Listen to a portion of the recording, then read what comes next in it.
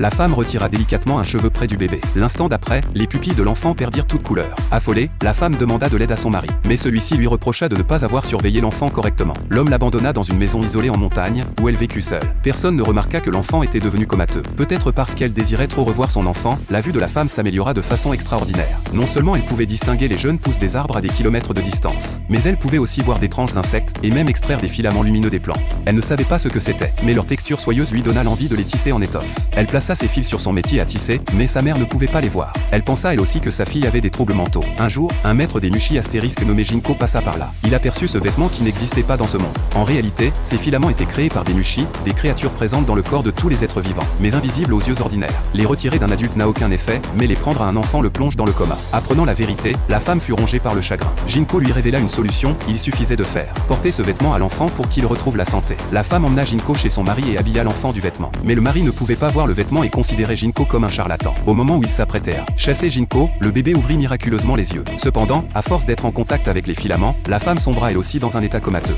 2 années s'écoulèrent sans qu'elle montre de signes d'amélioration. Mais le bébé autrefois si frêle avait grandi jusqu'à atteindre la taille d'un enfant de 10 ans. Comme sa mère, il pouvait désormais voir les Mushi les plus subtils. Il raconta à son père que des fées tournoyaient constamment dans le ciel. Le père crut que le garçon avait les mêmes troubles mentaux que sa mère et lui ordonna d'oublier tout ce qu'il avait vu. Jusqu'à ce que le maître des Mushi Jinko revienne dans le village. En seulement 2 ans, ce bébé était devenu un adolescent robuste. Le père de l'enfant l'invita chez lui, cherchant un moyen de soigner sa femme. Jinko comprit le problème, son âme était emprisonnée par l'infection des Mushi. Étrangement, le garçon affirma qu'il voyait sa mère tous les jours. En réalité, la mère était devenue la fée qui le protégeait, tournoyant chaque jour autour de la cime des arbres pour le bénir en secret. Grâce aux soins dévoués de son mari, la femme retrouva peu à peu son âme humaine, et la famille de 3 put enfin vivre heureuse.